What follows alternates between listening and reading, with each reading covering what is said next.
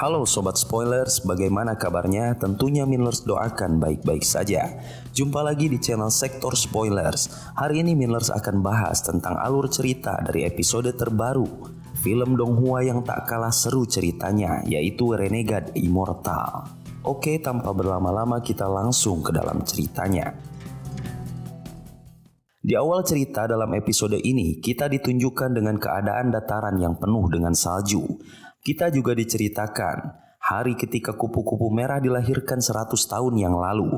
Sebagai informasi bahwa kupu-kupu merah bukan hanya sekedar makhluk hidup atau seni bela diri, tetapi juga menjadi lambang nasib dan transformasi dalam kultivasi Hongdi. Secara metamorfosis, kupu-kupu merah menggambarkan transisi hidup Hongdi dari yang sederhana menjadi sosok kuat dan memiliki tujuan. Kupu-kupu merah adalah seorang kultivator kuat yang memiliki keterikatan mendalam dengan roh 5 elemen. Sejak kelahirannya, roh-roh ini selalu menyertainya, tumbuh bersamanya dalam kekuatan setiap kali kupu-kupu merah mencapai terobosan baru dalam kultivasinya. Keberadaan roh 5 elemen begitu misterius, bahkan gurunya sendiri harus mengorbankan kultivasinya hanya untuk mendapatkan sedikit petunjuk tentang asal-usul mereka. Kupu-kupu merah diberitahu bahwa di masa hidupnya, ia hanya akan menghadapi satu cobaan berat. Jika dia berhasil melewatinya, dia akan mendapatkan tubuh roh 5 elemen yang sebenarnya dan mencapai puncak kekuatan tanpa hambatan.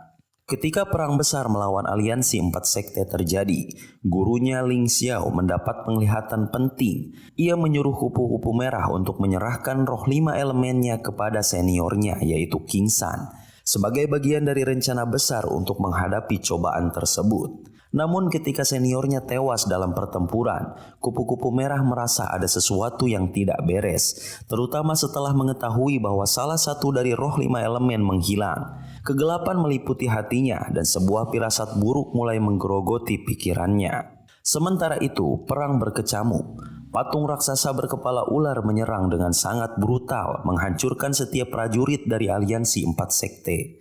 Zhou Tai yang melihat keadaan mencoba untuk membantu. Dengan naga yang dikendarainya, ia mencoba menghancurkan formasi es dan beberapa patung es raksasa.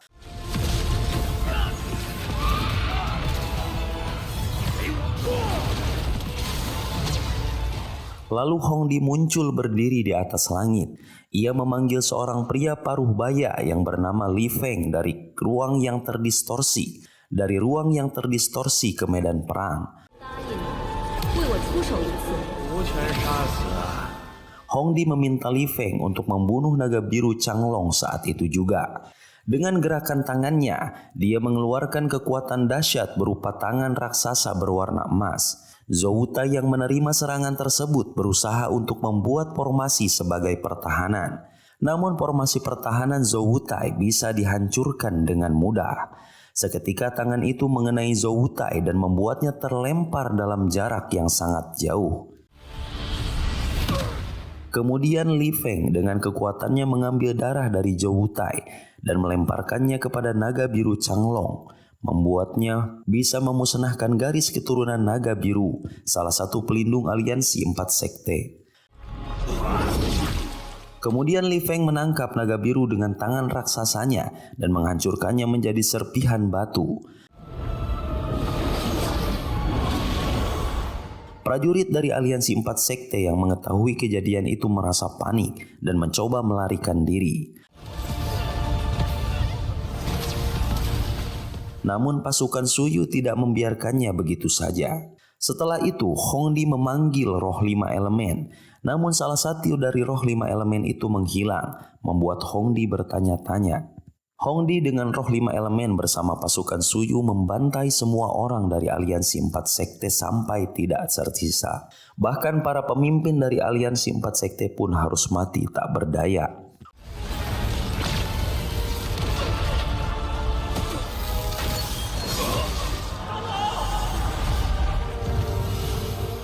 Wang Lin yang menyaksikan semua kekacauan ini berusaha untuk menyelamatkan diri dan memanfaatkan dalam setiap kesempatan untuk mendapatkan keuntungan. Dengan menggunakan kecepatannya, ia menuju tempat di mana Zhou Tai dilempar. Zhou Tai yang menyadari kehadiran seseorang ke arahnya bersiap untuk melakukan serangan. Namun saat Zhou memperhatikan penampilan dari orang itu, dia menyadari bahwa yang datang adalah saudara Wang Lin. Wang Lin kemudian melihat ke arah sabuk dari Zhou yang memancarkan cahaya berwarna ungu. Zhou yang memahami maksud dari Wang Lin tersebut kemudian mengeluarkan kuali hujan dari sabuknya dan menyerahkannya kepada Wang Lin yang tentu saja menginginkannya. Wang Lin pun menerima kuali hujan tersebut.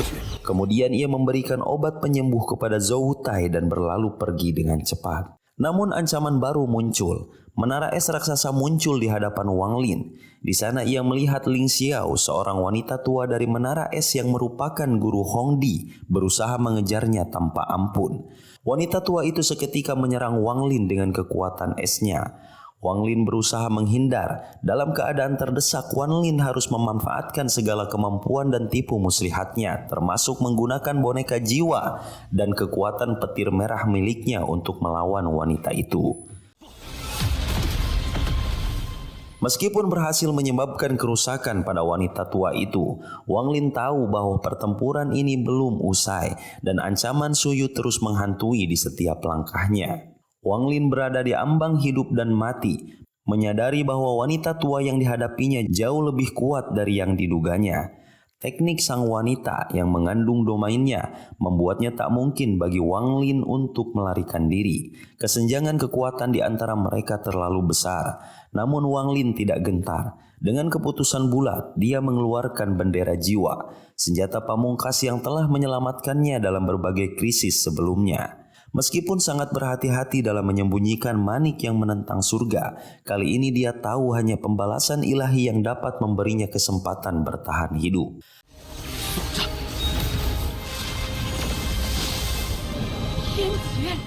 Saat awan merah misterius muncul di langit, menciptakan suasana mencekam, wanita tua itu segera berlindung dalam menara es. Namun petir merah yang turun dari awan itu terlalu cepat, menembus menara dan memicu kehancuran yang tak terhindarkan. Dalam hitungan detik, menara es itu lenyap bersama dengan wanita tua tersebut, seakan-akan mereka tidak pernah ada.